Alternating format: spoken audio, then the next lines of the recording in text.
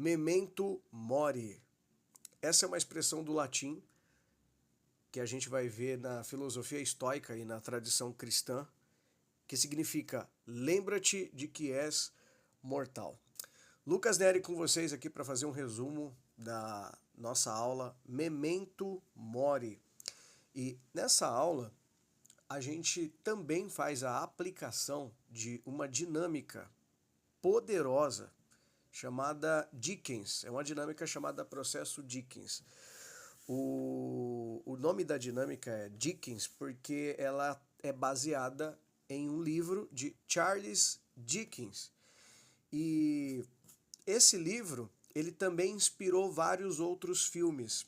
Então, para você entender esse conceito do memento mori de uma forma mais aplicável, mais dentro da nossa realidade, porque se você for para a filosofia estoica, você vai ali mergulhar em conceitos mais primitivos. Se você quiser uma aplicação mais moderna disso, assista o filme O Clique, do Adam Sandler. O protagonista do filme é o ator Adam Sandler, e esse filme, O Clique, que já é um filme antigo, ele é muito bom. Ele é muito bom para você entender essa coisa, né, do memento mori, de você lembrar que você é mortal. E eu também gosto de chamar esse tema de avivamento que nasce da morte. Então, existe um avivamento. O que é um avivamento? É uma vontade de viver, é uma ativação na sua vida, na sua intencionalidade, no seu ânimo para não só passar pela vida, não só sobreviver, mas viver intencionalmente. E esse ânimos para viver, esse avivamento, ele nasce da morte. Como assim?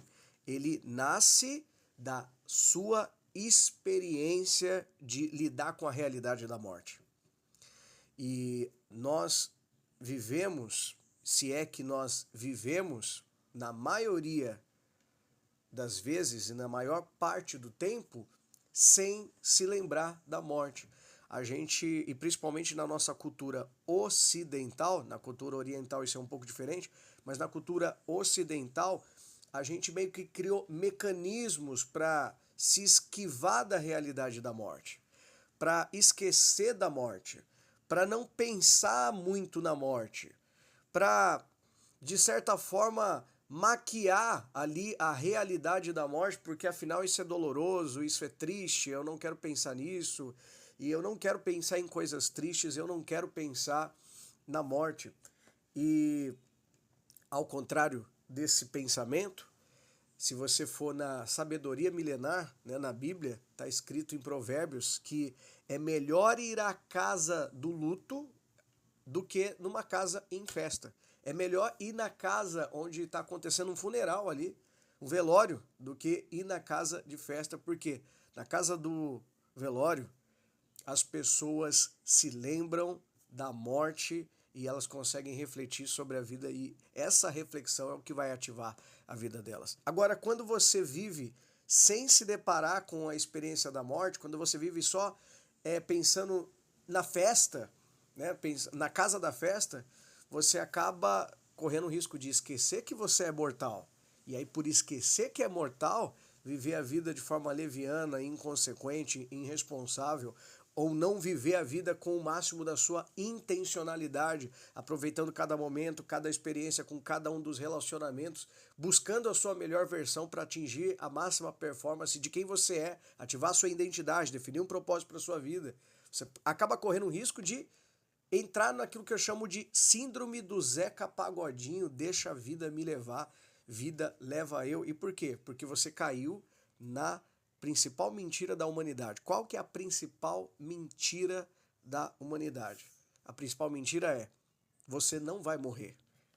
Essa é a mentira que a gente acreditou, e não de forma lógica, racional, a gente que acreditou nisso de forma inconsciente. Essa foi a primeira mentira contada para um ser humano. A serpente, lá no Jardim do Éden, contou essa mentira para Eva. Então, se a gente for lá no mito do Gênesis, você vai ver essa narrativa e Deus diz para Adão, ó, vocês podem comer de todas as árvores do jardim, mas não coma da árvore do meio do jardim, que é a árvore do conhecimento do bem e do mal. Porque no dia que comeres deste fruto, certamente morrerás. E aí a serpente, mais astuta de todos os animais, assim que está escrito na Bíblia, chega para a mulher e tenta perverter aquilo que Deus tinha dito, né? Falou assim, Deus falou que não é para comer nenhuma árvore, nenhum fruto, você não pode comer nada. Aí a Eva, não, a gente pode comer. A gente só não pode comer do fruto da árvore do meio do jardim. Por quê? Porque se a gente comer, a gente vai morrer. E aí a serpente vai lá, vai persuadir a mulher e diz, não, você não vai morrer. Pode comer que você não vai morrer. E aí essa é a primeira mentira da história, né, da humanidade, essa é a primeira mentira. E aí acreditar nessa mentira fez com que o Adão e Eva perdessem o acesso à árvore da vida. Eles comem do fruto do conhecimento do bem e do mal. E alguém pode dizer assim, mas eles não morreram, né? Eles não morreram literalmente, não de imediato, mas eles morreram posteriormente. Se você acompanhar a história, eles morrem, eles não precisavam morrer. Eles poderiam ser imortais, mas eles morrem por terem tido acesso à árvore do conhecimento do bem e do mal. Aí Deus coloca lá 2 querubins com uma espada flamejante para guardar o caminho que dava acesso à árvore da vida. E Deus diz assim, eles não podem mais comer agora do fruto da árvore da vida. Ou seja, ter acreditado na mentira de que eles não iriam morrer foi o que antecipou a morte deles. Por mais que eles tenham vivido ali vários anos, eles tiveram a sua morte antecipada. A gente pode aplicar isso para a nossa vida. Quantas pessoas vivem de forma inconsequente ou vivem de forma a não valorizar a dádiva da vida porque elas não se depararam ainda com a realidade da morte. Elas não tiveram um avivamento que nasce da morte. Eu não sei se você já teve a experiência ruim de perder um ente querido, mas se você já passou por isso, você vai entender exatamente o que eu vou falar aqui agora. Como que você fica depois de ter perdido um ente querido? Como que você fica depois de participar ali do velório, do enterro daquela pessoa, daquele ente querido, daquele parente familiar, ou daquele amigo, daquela amiga? Como é que você fica? Eu lembro da última pessoa que eu perdi, e era uma pessoa jovem, e naquele momento eu olhei e me deparei com a realidade da morte.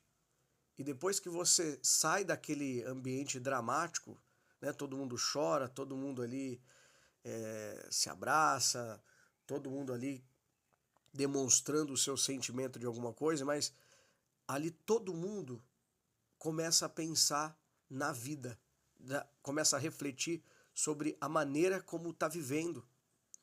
Porque acabou de perder uma pessoa que era jovem, que tinha várias décadas pela frente, e agora essa pessoa morreu.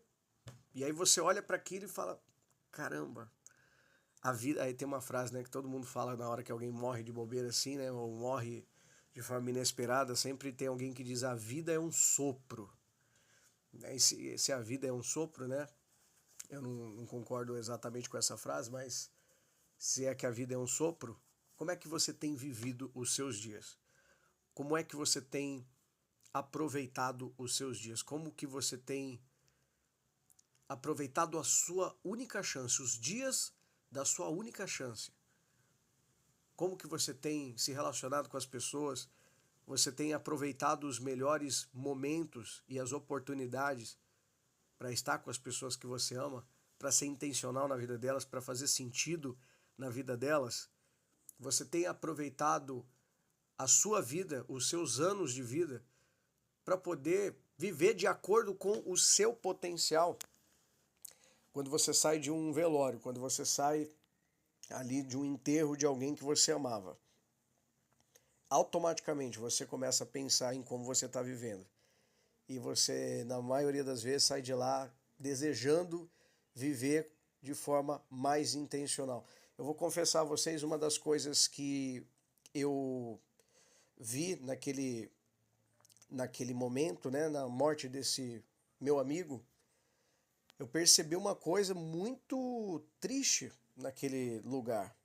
A, a gente se encontrou, né? Foi um enterro aí, várias pessoas, amigos de longas datas se encontraram ali e eu encontrei gente que eu não via há muitos anos. Então a gente se encontrou aí. É normal acontecer isso, né? Você encontra pessoas que você não vê há muitos anos. E aí, tinha pessoa que já tinha casado, já estava com filho, já tinha casado e divorciado e estava no segundo casamento. Encontrei várias pessoas e fala, caraca, quanto tempo que eu não vejo essas pessoas, né? Alguns eu tinha mais contato, a maioria eu não via há muito tempo.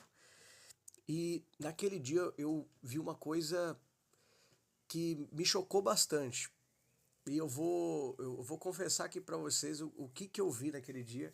E, inclusive, eu não vou dizer que foi esse o fator que gerou a morte, né? Não foi exatamente essa causa, mas pode ser que isso tenha contribuído também para alguma coisa.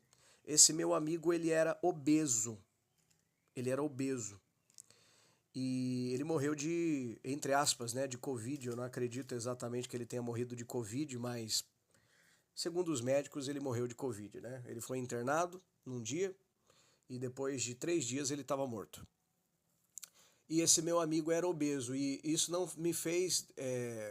eu não pude não refletir no fato de, poxa, será que se ele fosse mais saudável, será que se ele fosse mais esbelto, será que se ele não fosse obeso, será que ele teria morrido? A gente nunca vai saber de verdade, né? Obviamente tiveram pessoas que eram magras e que morreram também aí por conta da pandemia, nesse Covid, mas não deixa de ficar essa reflexão, porque ele estava bem. Eu tinha falado com ele há poucos dias atrás e ele tinha mandado um áudio lá no grupo de amigos e ele estava bem, né? E aí ele sentiu, poxa, tô sentindo aqui um leve incômodo, tô aqui com um pouco de falta de ar, eu vou no hospital e 3 dias depois ele estava morto.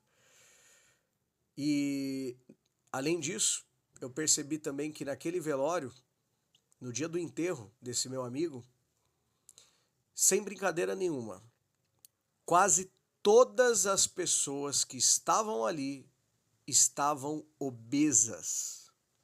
Quase todas elas. Eu não estou exagerando. Eu fiquei muito chocado com isso. Eu também não estava ali na minha melhor forma. Confesso que até hoje não estou na minha melhor forma. Mas eu era vamos dizer assim, entre uns 3 ou 4 que estavam ali, os mais magros. Tinham ali umas 30 pessoas e tinha uns 3 ou 4, incluindo eu, que estávamos mais magros ali do que a maioria das outras pessoas. A maioria deles estavam literalmente obesos, homens e mulheres, maridos e esposas. Eu falei assim, meu Deus, o que aconteceu com essa galera? Mano, a galera ficou gorda pra caramba. E daquele dia eu tomei uma decisão. Eu falei assim, eu não vou permitir me chegar nesse estado. Eu não vou aceitar chegar nesse estado. Eu vou fazer alguma coisa. E daquele dia em diante eu tomei essa decisão de que não jamais iria permitir chegar naquele estado, né? Então, mais uma vez, eu confesso, hoje eu ainda não estou na minha melhor versão física, não estou com o corpo que eu ainda quero, confesso.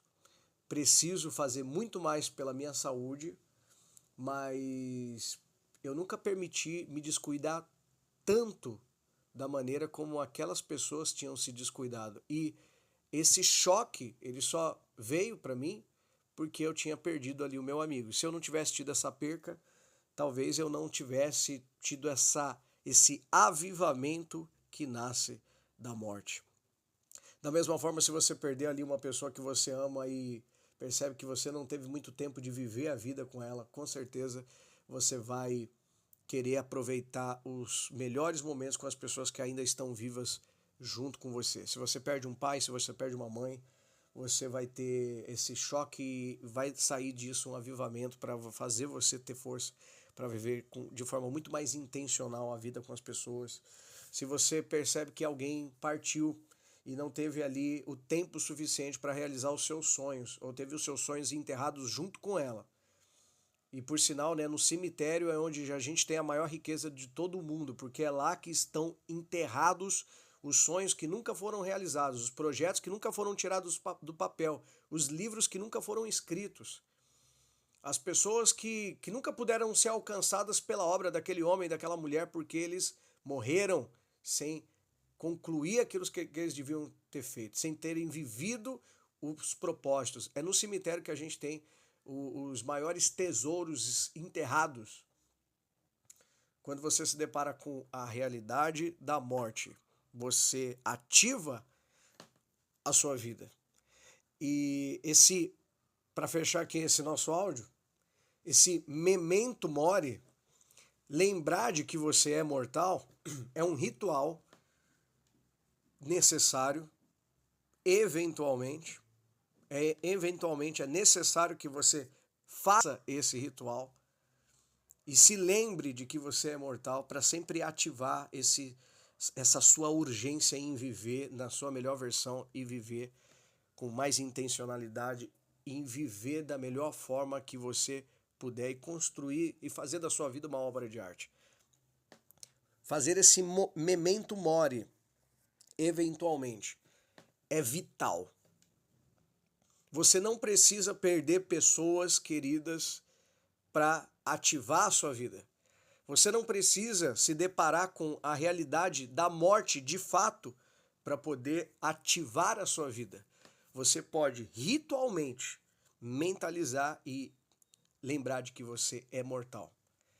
E aí quem participou da aula com a gente, né? A gente fez uma dinâmica bem profunda, é uma dinâmica de progressão, onde a gente mentalmente, num estado de relaxamento e de respiração profunda, a gente vai emocionalmente, mentalmente 20 anos no futuro, até o dia da nossa morte. E é uma morte antecipada. E se depara com o nosso túmulo, o nosso epitáfio, com as pessoas que estão ali chorando pela nossa morte, e naquele momento você tem esse memento mori e a oportunidade de refletir sobre a vida. Quem participou dessa dinâmica sabe que é uma dinâmica bem profunda e ela traz, na realidade, essa experiência sem que você precise de fato perder um ente querido para viver essa experiência e ativar a sua vida, promover um avivamento que nasce da morte. Então, você não tem como mais participar dessa nossa dinâmica, a não ser que você participe de um outro momento, de uma outra imersão, de uma outra oportunidade de treinamento com a gente. Mas você pode, por exemplo, visitar um cemitério e passar lá na ala dos jovens, das pessoas que morreram de forma precoce. E você consegue fazer um memento mori também visitando um cemitério. Você consegue fazer um memento mori visitando um hospital e vai lá na parte das pessoas que estão ali com doenças terminais. Vai visitar um hospital do câncer. Vai visitar um hospital ali do coração. Vai visitar um hospital ali que atende crianças com câncer, crianças com doenças terminais. Tenha um ritual que faça você viver esse memento mori. E você pode, através disso, ativar um senso de urgência para a sua vida. Eu faço um memento mori pelo menos uma vez por ano. Então, todos os anos eu faço um memento mori, porque eu não quero ter que perder ninguém para poder me lembrar de que eu tenho que viver na minha melhor versão. É disso que se trata. Esse foi um resumo da última aula. Espero que você possa ter conseguido, né, refletir um pouco sobre isso com esse áudio. E dica para você, assista o filme O Clique. Assista o filme O Clique, do Adam Sandler, que é um filme de comédia, mas é um filme de comédia com muita reflexão. é uma comédia dramática, né? Tem muitos momentos ali que você vai refletir sobre a sua vida e esse filme, mesmo que você já tenha assistido, assista ele de novo que com certeza vai ativar muito você. Beleza? Faça uma excelente vida. Até a próxima.